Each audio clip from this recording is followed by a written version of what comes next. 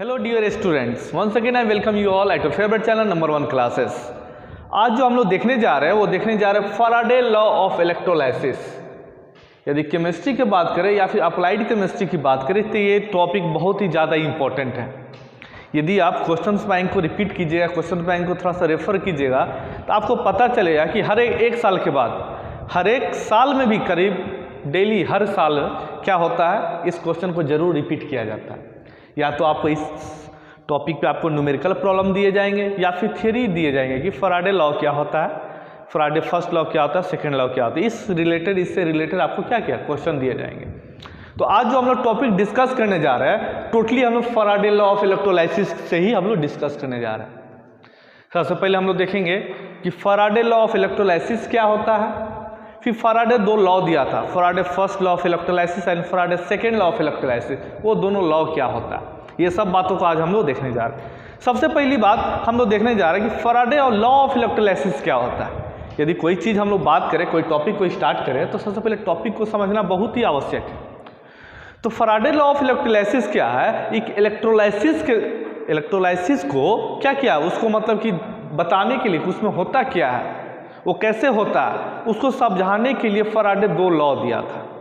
ये वही Michael Faraday है जो कि 1833 ईस्वी में इस लॉ को दिया था। माइकल फैराडे, जिसका इसका पूरा साइंटिस्ट का नाम क्या है, माइकल फैराडे। और ये जो लॉ होता है वो 1833 ईस्वी में इसने दिया था। क्या दिया था, he found that during electrolysis the amount of substance liberated at electrodes depends upon following three factor. क्या मतलब कि माइकल फैराडे जो है वो क्या मतलब कि एक चीज को शोध किया था कि इलेक्ट्रोलाइसिस के दौरान जो हमारा सब्सटेंस लिबरेट होता है इलेक्ट्रोड पे, वो तीन चीज पे डिपेंड करता है। मेरा बात समझ में आ रहा है आपको, मतलब इलेक्ट्रोलाइसिस प्रोसेस आपको समझ में आना चाहिए। उस पर भी हम एक लेक्चर उस पर भी बनाने वाले हैं, नेक्स्ट लेक्चर उसी पर बनाएंगे। तो क्या होता है कि जो हमारा इलेक्ट्रोलाइसिस प्रोसेस है उस दौरान में जो मेरा सब्सटेंस लिबरेट होता है या फिर डिपोजिट होता है, कहाँ पे, इलेक्ट्रोड पे, वो मतलब तीन चीज पे डिपेंड करता है। क्या क्या चीज, द क्वांटिटी ऑफ करेंट पास, कितना करेंट उस पूरा सॉल्यूशन जो मेरा इलेक्ट्रोलाइट्स हो गया और जो मेरा इलेक्ट्रोड हो गया उसके थ्रू मेरा कितना करेंट पास हो रहा है। दूसरा point, time duration of that current, मतलब उस करेंट जो उसमें से पास हो रहा है इलेक्ट्रोलाइसिस टोटल इलेक्ट्रोलाइट्स में, उसका टाइम ड्यूरेशन, कितना समय तक वो पास हो रहा है, कब, कैसे, यूनिफॉर्म रेट। मेरा जो करंट होता है वो फ्लक्चुएट नहीं करना चाहिए। कभी मान लीजिए 3 एम्पियर का करंट दे रहे हैं, 3 एम्पियर का, कभी 5 एम्पियर का, ऐसा नहीं। करंट क्या होना चाहिए, यूनिफॉर्म रेट। और तीसरा क्या है, charge on the ions being deposited. ये 3 पॉइंट क्या है, ये 3 पॉइंट पे ही हमारा क्या करता है, डिपेंड करता है कि हमारा इलेक्ट्रोड पे कितना क्वांटिटी का मास लिबरेट होगा या फिर डिपॉजिट होगा। तो सबसे पहले हम लोग वही देखने जा रहे हैं, नोट डाउन कीजिएगा आप लोग भी।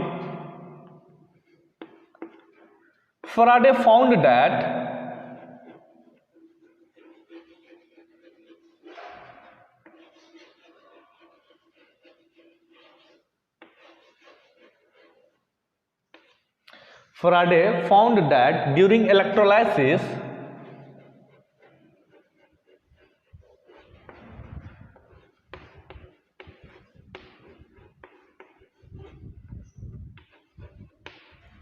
the amount of substance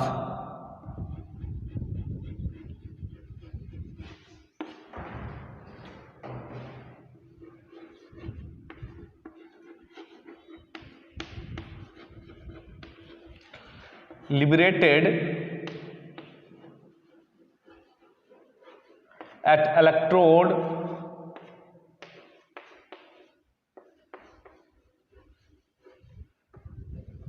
depends upon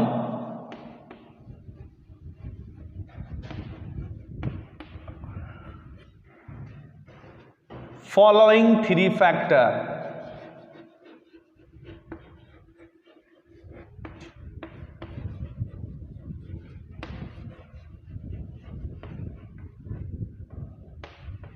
ध्यान दीजिए, मतलब फैराडे क्या फाउंड किया था, ही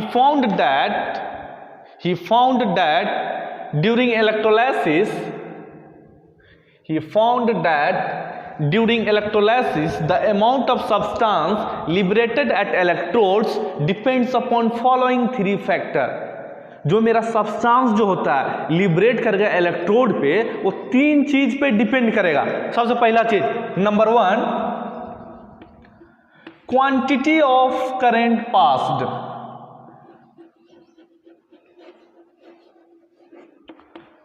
क्वांटिटी ऑफ करंट पास्ड। सबसे पहला क्या है, मतलब उस मेरा जो इलेक्ट्रोलाइट्स हो गया, वो मेरा जो सॉल्यूशन हो गया, उससे कितना इलेक्ट्रिसिटी, कितना करंट मेरा पास हो रहा है, ये सबसे पहला मेरा क्या होगा फैक्टर, इस पे डिपेंड करेगा कि कितना ज़्यादा मेरा सब्सटेंस लिबरेट होगा। सबसे पहले किस पर डिपेंड करेगा, क्वांटिटी ऑफ करंट पास। आपको हम जैसा कि शुरू में भी बताया, शुरुआत में। दूसरा पॉइंट क्या है, time duration.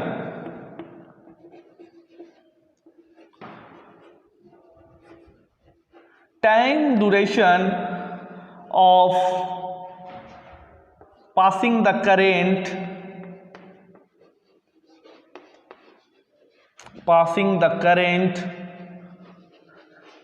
at uniform rate।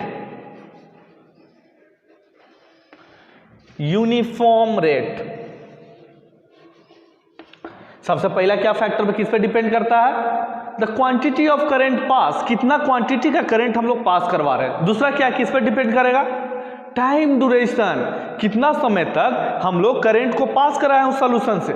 लेकिन क्या कंडीशन है, यूनिफॉर्म रेट होना चाहिए करंट का। करंट मेरा फ्लक्चुएट नहीं करना चाहिए, कभी 3 एम्पियर, कभी 10 एम्पियर, कभी 20, वैसा नहीं, मतलब एक समान होना चाहिए। मान लीजिए 3 एम्पियर का करंट दे रहे हैं तो 3 एम्पियर का करंट पूरा चलेगा, 15 मिनट होता 15 मिनट तक। तो समझ में आ गया। सबसे पहले क्या है, क्वांटिटी ऑफ करंट पास। दूसरा टाइम ड्यूरेशन, कितना समय तक मेरा वो करंट क्या हुआ, पास हुआ है यूनिफॉर्म रेट तक। और तीसरा क्या है,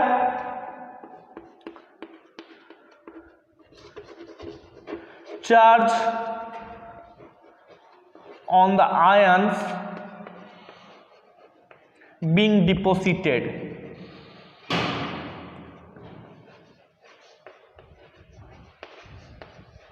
और तीसरा जो पॉइंट है जो फैराडे बोलता है, क्या बोलता है, charge on the ions being deposited. मेरा बात आपको समझ में आ रहा है। ये फैराडे लॉ ऑफ इलेक्ट्रोलाइसिस क्या है, ये 3 पॉइंट में निर्भर करता है। फैराडे क्या फाउंड किया था कि इलेक्ट्रोलाइसिस के दौरान मेरा कुछ सब्सटेंस लिबरेट होता है इलेक्ट्रोड पे या फिर डिपोजिट होता है।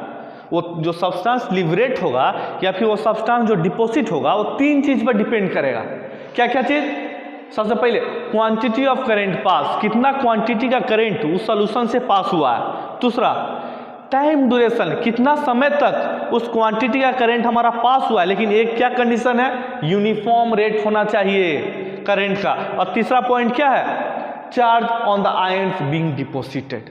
मेरा बात समझ में आ रहा है। ये फैराडे जो होता है ये डिस्कस किया था, ये क्या किया था, ये खोज किया था। उसके बाद फैराडे क्या किया था, on the basis of this law, इस लॉ के बेसिस पे, ये सब चीज जो 3 फैक्टर के बेसिस पे वो 2 लॉ दिया था।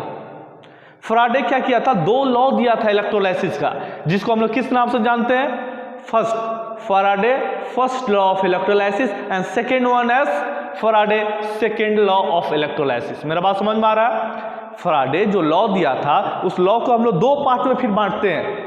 पहला लॉ क्या था, Faraday first law of electrolysis, और दूसरा लॉ था Faraday second law of electrolysis. अभी हम लोग फैराडे फर्स्ट लॉ को देखने जा रहे हैं। जैसा आपके साथ हम डिस्कस क्या किए थे कि फैराडे 2 लॉ दिया था, एक दिया था Faraday first law of electrolysis और दूसरा दिया था Faraday second law of electrolysis. तो पहले हम लोग देखेंगे Faraday first law of electrolysis. Topic आप लोग भी डालिए, Faraday first law of electrolysis.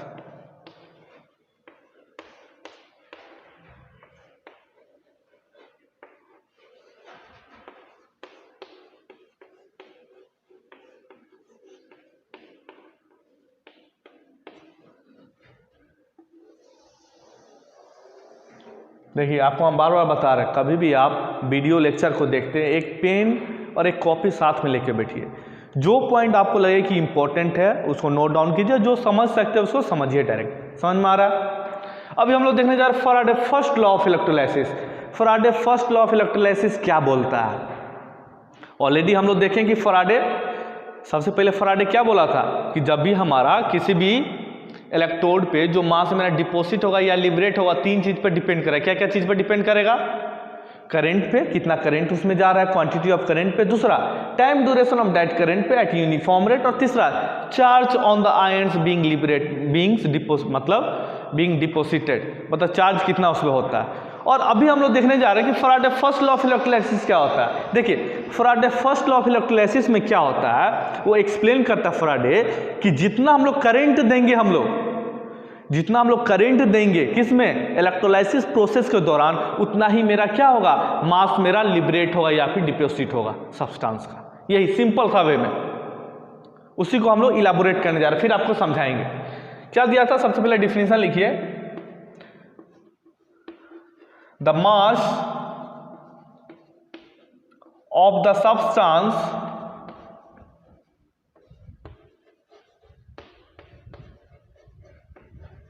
liberated or deposited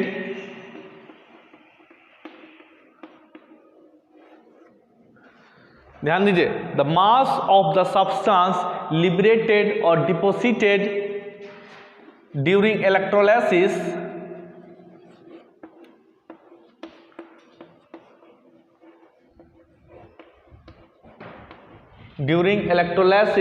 to the electrode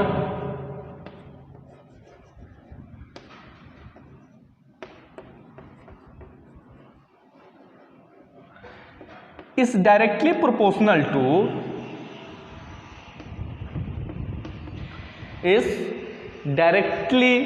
proportional to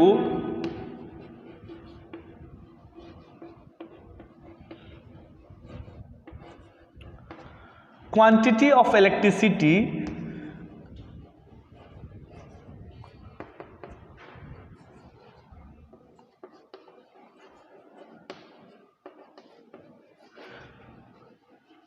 which passed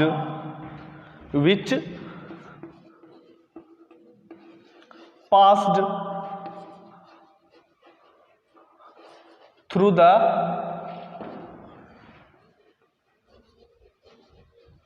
solutions of electrolytes।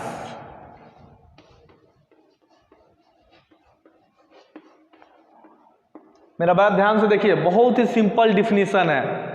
ये डिफिनीशन आपको देखने में लंबा लगेगा, लेकिन बहुत ही सिंपल डिफिनीशन आपको वो भी बताने जा रहे हैं। सबसे पहले इसको देखते हैं, क्या है Faraday first law of electrolysis. The mass of the substance liberated और deposited during electrolysis to the electrode is directly proportional to quantity of electricity which passed through the solution of electrolytes। यदि इसको simple way में यदि हम लोग लिया जाए, यदि इसको एक वर्ड में यदि हम लोग कन्वर्ट करते हैं, तो कैसे कन्वर्ट करेंगे मालूम है आपको? जो मेरा W होगा वो डायरेक्टली प्रोपोर्शनल टू Q होगा। सिंपल, यदि इसको सिंपल पूरा डिफिनीशन को एक वर्ड में यदि कन्वर्ट करना चाहे तो ऐसे हम लोग कन्वर्ट कर सकते हैं। जो मेरा मास होगा या फिर जो मेरा वेट होगा वो किससे डायरेक्टली प्रोपोर्शनल है? जितना मेरा इलेक्ट्रिसिटी पास हो रहा है इलेक्ट्रोलाइट से। मेरा बात ध्यान से सुनिए, ये मेरा कितना मास लिबरेट होगा या फिर डिपॉजिट होगा कहाँ पे? इलेक्ट्रोड पे। वो कैसे पता चलेगा? तो हम लोग कैसे, वो डायरेक्टली प्रोपोर्शनल किसका है? कितना हम लोग इलेक्ट्रिसिटी पास कराएं। तो W is directly proportional to Q।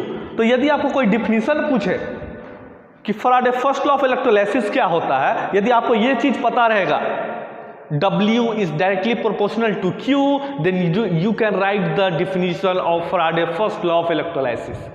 यदि आपको W is directly proportional to Q पता है तो आप लोग डिफिनीशन इजीली लिख सकते हैं। किसका?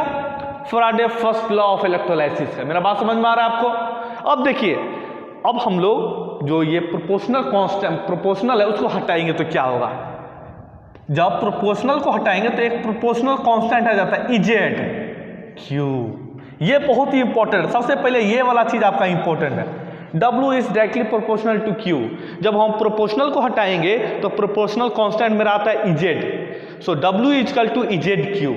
Q मेरा क्या है, क्वांटिटी ऑफ इलेक्ट्रिसिटी। तो इलेक्ट्रिसिटी क्या होता है, कितना करंट है और कितना टाइम तक जाता है, उसको इलेक्ट्रिसिटी बोलते हैं ना। तो सेम यदि इस इक्वेशन को और ज्यादा हम लोग इलाबोरेट करेंगे तो क्या हो जाएगा, W is equal to EZ into I into T.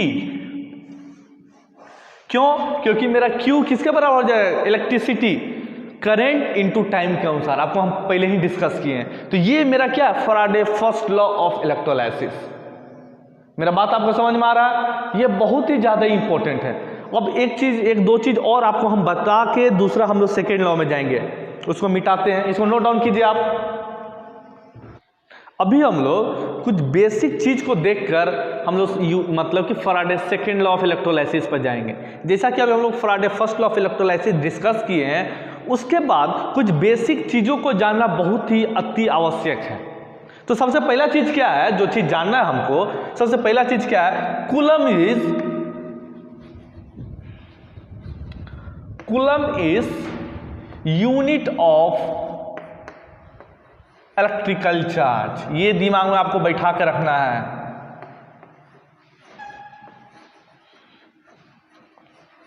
Coulomb क्या है, यूनिट है इलेक्ट्रिकल चार्ज का, इलेक्ट्रोलाइसिस का पूरा प्रोसेस के दौरान। मेरा सबसे पहला चीज ये आपको दिमाग में बैठा कर रखना है, मतलब बैठा कर रखना है, इसको याद कर लेना आपको कूलम। फिर क्या है, ये जो मेरा 96,500 कूलम्स जो हो गया, वो किसके बराबर होता है, ध्यान दीजिए। ये चीज कभी कभी एमसीक्यू में भी पूछता है, ये सब चीज आपको कॉन्सेप्ट क्लियर होना चाहिए। 96,500 जो मेरा कूलम्स हो गया किसके बराबर होगा, 6.023 इंटू 10⁻23 इलेक्ट्रॉन्स के बराबर होगा। ध्यान दीजिए, ये आप 9th में पढ़े होंगे, 10th में भी पढ़े होंगे। जो मेरा 96,500 कूलम्स जो हो गया चार्ज, वो किसके बराबर होगा, मेरा 6.023 इंटू 10⁻23 इलेक्ट्रॉन्स के बराबर होगा। और यही चीज 6.023 इंटू 10⁻23 इलेक्ट्रॉन्स, इसी चीज को हम लोग बोलते हैं 1 मोल ऑफ इलेक्ट्रॉन।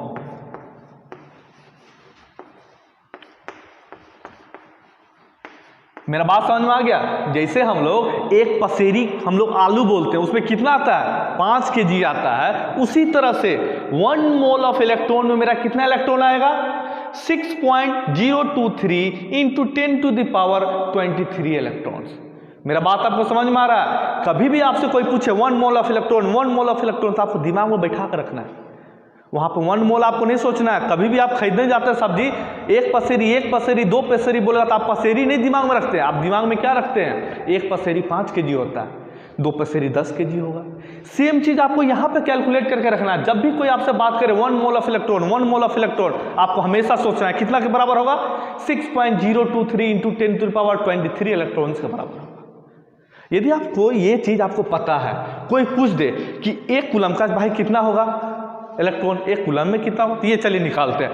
जब 96,500 कूलम इक्वल टू होता है इतना, और इतना इक्वल टू होता है इतना, तो 1 कूलम इक्वल टू क्या होगा,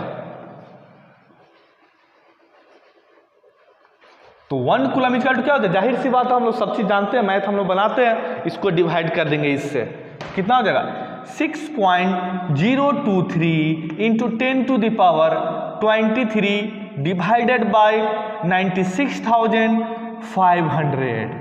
और जब इसको हम लोग कैलकुलेटर में रख के सॉल्व करेंगे तो कितना आंसर आएगा, 6.28 इंटू 10⁻18 इलेक्ट्रॉन्स। मेरा बात आपको समझ में आ रहा है। 1 कूलम इक्वल टू कितना हो जाएगा, 1 coulomb charge equal to charge में कितना इलेक्ट्रॉन आ जाएगा, 6.28 इंटू 10⁻18 इलेक्ट्रॉन्स। ये सब चीज आपको हमेशा याद रहना है। क्यों, जब भी हम लोग न्यूमेरिकल सॉल्व करेंगे तो ये सब चीज मेरा बेसिक्स रहेगा। जो आपको फैराडे फर्स्ट लॉ बताएं, क्या बताएं Faraday first law, W is directly proportional to Q, और W equal to E Z Q, और W equal to EZ into I into T. ये सब चीज आपको दिमाग में चलते रहना है। जब भी हम लोग न्यूमेरिकल बनाएंगे। और ये सब जो वैल्यू है ये आपको हमेशा दिमाग में रखना है, इसलिए आपको हम फैराडे सेकेंड लॉ से पहले ये सब चीज़ बता रहे हैं। यदि आपको कोई फिर पूछ दे कि 1 इलेक्ट्रॉनिक चार्ज इक्वल टू कितना हो जाएगा,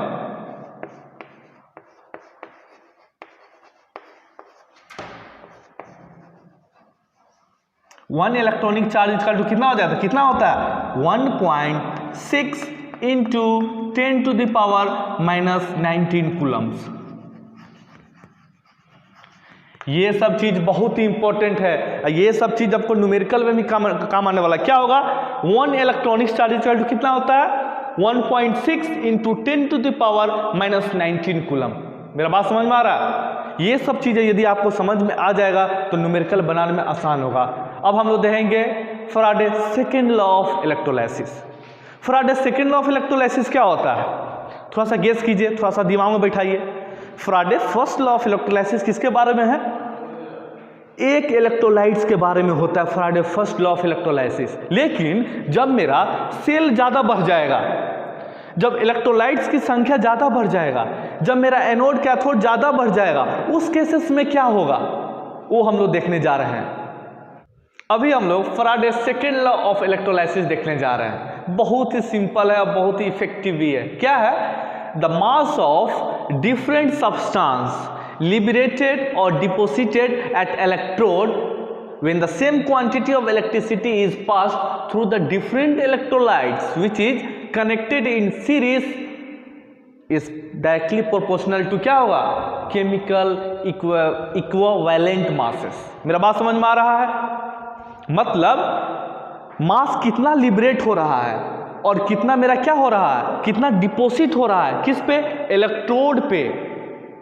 जब मेरा बहुत ज़्यादा सेल है, एक सेल नहीं है इलेक्ट्रोलाइसिस में, 2-3 इलेक्ट्रोलाइसिस का सेल है, और लेकिन हम लोग इलेक्ट्रिसिटी को सेम दे रहे हैं, एक ही इलेक्ट्रिसिटी सब में से पास हो रहा है, तो किसके बराबर होगा, जिसको हम लोग वर्ड क्या यूज़ किए, कनेक्टेड इन सीरीज, तो वो किसके बराबर होगा, केमिकल इक्विवेलेंट मास के बराबर में होगा। मेरा बात समझ में आ रहा है? जब हम लोग सेम क्वांटिटी ऑफ इलेक्ट्रिसिटी को देंगे डिफरेंट सेल में, एक सेल नहीं है इलेक्ट्रोलाइसिस का, बहुत ज़्यादा इलेक्ट्रोलाइट्स है, एक इलेक्ट्रोलाइट्स नहीं है, सब 2-3 इलेक्ट्रोलाइट्स है, लेकिन कंडीशन क्या, सब सीरीज में कनेक्टेड होना चाहिए, एक दूसरे से कनेक्टेड होना चाहिए। तो किसके बराबर होगा, कितना मास मेरा लिबरेट होगा या डिपोजिट होगा, सब इलेक्ट्रोड पे कितना का बराबर होगा, कितना, जितना उसका केमिकल इक्विवेलेंट मास होगा, जितना उसका केमिकल इक्विवेलेंट वेट होगा, उसके बराबर होगा। समझ में आ गया? तो डिफिनेशन सबसे पहले लिखते हैं, the mass of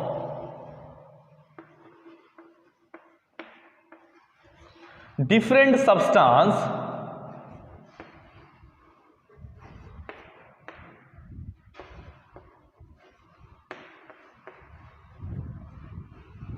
liberated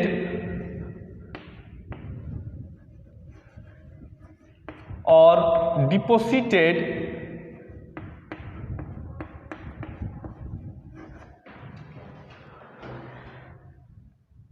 at electrode, ध्यान दीजिए, the mass of different substances, एक सब्सटेंस नहीं है, डिफरेंट सब्सटेंसेस लिबरेटेड और deposited at electrode when same quantity of electricity is passed. क्या लिखेंगे, when same quantity of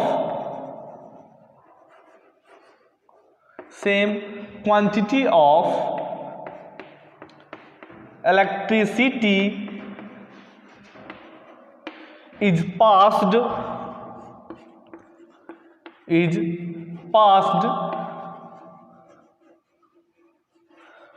through the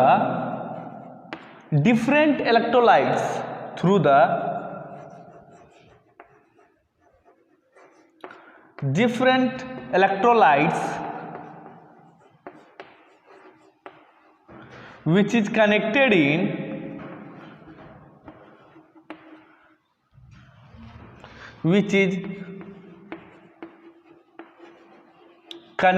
in series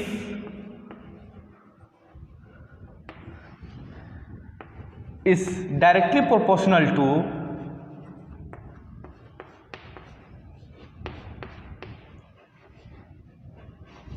is directly proportional to their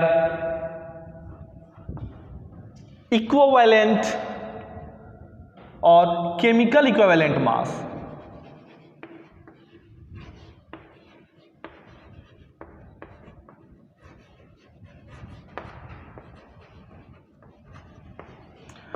ध्यान से देखिए, definition बहुत ही सिंपल है और बहुत ही जरूरी है, बहुत ही इंपॉर्टेंट है। क्या डिफिनीशन है आपका? The mass of different substances. क्योंकि देखिए बहुत ज़्यादा सेल है, एक सेल नहीं है, 2-3 सेल है, तो सबका सब्सटेंस अलग होगा।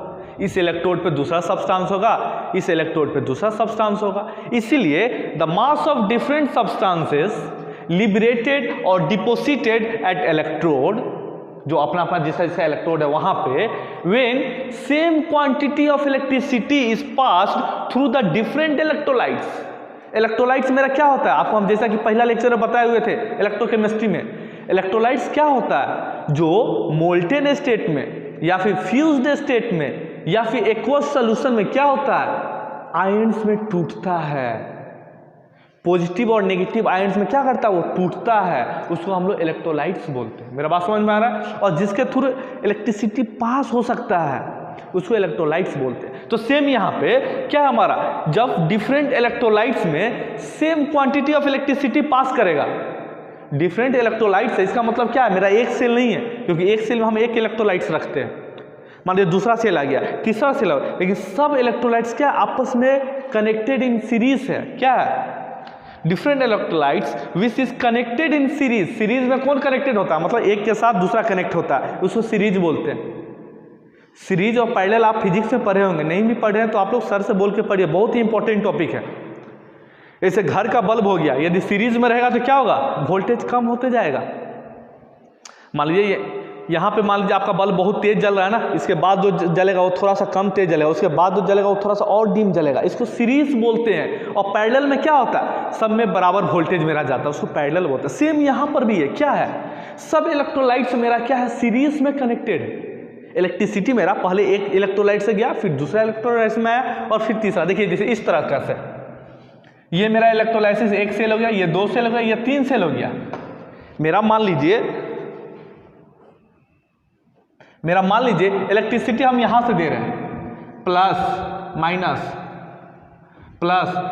मान लीजिए यहां से दे रहे हैं। यहाँ पे एक इलेक्ट्रोड है, यहाँ पे एक इलेक्ट्रोड है, यहाँ पे इलेक्ट्रोड है, यहाँ पे है, यहाँ पे है, यहाँ पे है। तो क्या होगा? सब आपस में कनेक्टेड इन सीरीज है, सब कनेक्टेड है आपस में। ये इससे कनेक्टेड है, ये इससे कनेक्टेड है। मेरा बात समझ में आ रहा है? सब एक दूसरे से कनेक्टेड है। तो जब सब एक दूसरे से कनेक्टेड रहेगा तो क्या होगा? Directly proportional to their chemical equivalent masses. मतलब मेरा जो W1 by W2 equal to क्या हो जाएगा? E1 बटा में E2 हो जाए। ये इसका फॉर्मूला है सेकेंड लॉ का। जैसा कि मेरा फर्स्ट लॉ का फॉर्मूला क्या था? W इक्वल टू EZQ और W equal to EZ into I into T। उसी प्रकार ये हमारा सेकेंड लॉ का क्या फॉर्मूला है? W1 divided by W2 equal to E1 divided by E2। और W1 बाई W2 हम लोग क्या देखे थे फर्स्ट लॉ में? W इक्वल टू मेरा क्या होता है? EZ1 into I into T divided by EZ2 into I into T। ऐसा हम लोग लिख सकते हैं ना W1 W2 को। हाँ जी, तो मेरा W1 डिवाइडेड बाई W2 किसके बराबर होता है? E1 divided by E2। और W1 को हम लोग क्या लिख सकते हैं फराडे फर्स्ट लॉ से? EZ1 into I into T। और W2 को क्या लिख सकते हैं? EZ2 into I into T। क्यों? क्योंकि मेरा करंट तो सब में सेम जा रहा है। करंट और कितना टाइम से करंट जो जाएगा ड्यूरेशन, वो तो दोनों में सेम जाएगा, सब सेल में सेम जाएगा, इसलिए मेरा I और T दोनों में सेम हो जाएगा। इसका तो क्या हो जाएगा मेरा? E1 divided by E2। तो क्या होगा? IT को हम लोग कैंसिल कर सकते हैं, तो मेरा क्या हो जाएगा? EZ1 divided by EZ2 equal to E1 divided by E2। या तो ये फॉर्मूला हम लोग यूज कर सकते हैं या फिर ये फॉर्मूला यूज कर सकते हैं। ये था मेरा सेकेंड लॉ ऑफ इलेक्ट्रोलाइसिस। अभी हम लोग कुछ इंपॉर्टेंट टर्म देखने जा रहे हैं, some important notes to solve numerical. जब भी हम लोग न्यूमेरिकल सॉल्व करेंगे फैराडे फर्स्ट लॉ और सेकेंड लॉ का, तो कोई चीज़ का हमको बार बार इस्तेमाल करना पड़ेगा, कोई चीज़ का हमको बहुत ज़्यादा ही आवश्यक पड़ेगा। तो उस चीज़ को हम लोग क्या करते हैं, आपको हम नोट दे देते हैं, इसको आप लोग नोट डाउन कर लीजिएगा। समझ में आ गया? जैसे कि हमारा क्या हो गया, केमिकल इक्विवेलेंट वेट जो हो गया मेरा,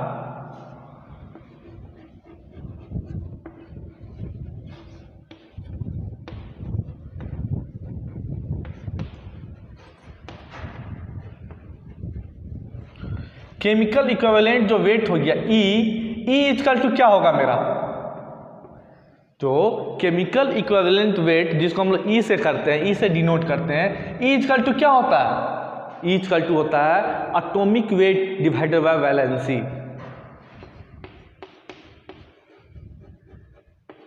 atomic weight divided by valency.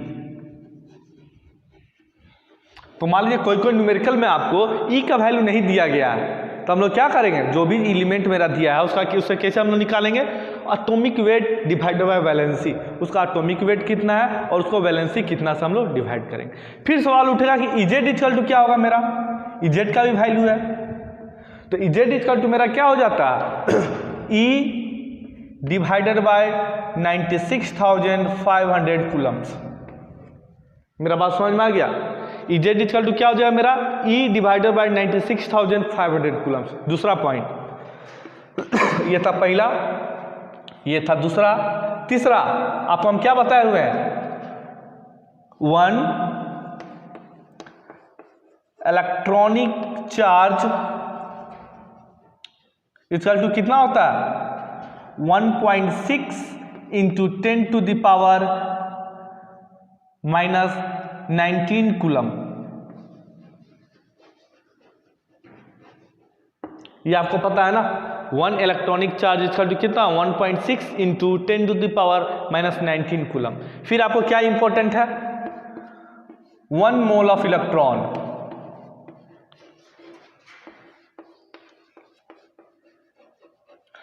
One mole of electron कितना आपका 6.023 into 10 to the power 23 electrons. और 1 कूलम इक्वल टू कितना होता है, 1 कूलम चार्ज इक्वल टू कितना होता है 6.28 into 10 to the power 18 electrons.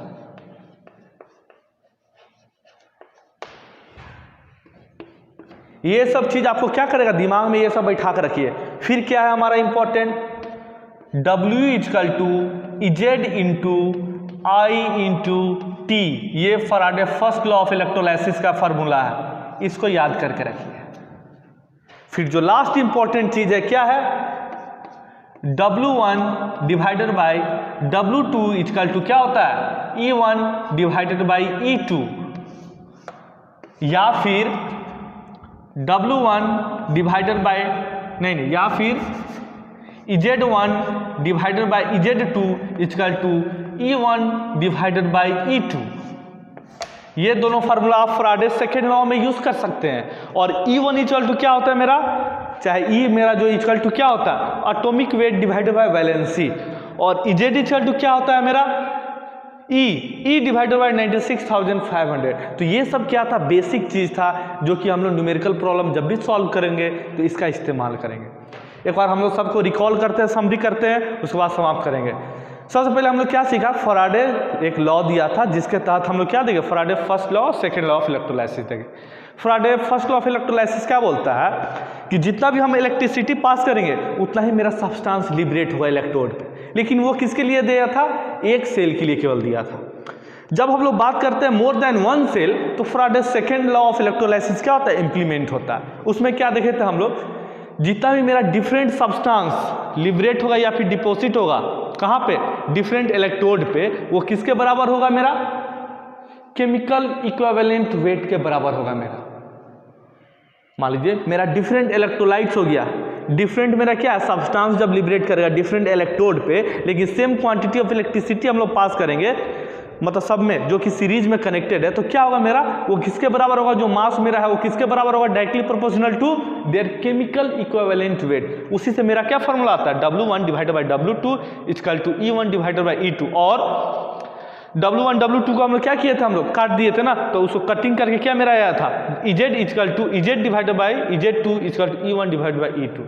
ये क्या था आज मेरा फैराडे लॉ ऑफ इलेक्ट्रोलाइसिस का पूरा आज क्या था हमारा, डिफिनीशन क्या होता है, उसका लॉ क्या होता है और कैसे काम करता है, कैसे न्यूमेरिकल सॉल्व करते हैं, उस प्रकार मेरा क्या था ये पूरा जानकारी। धन्यवाद।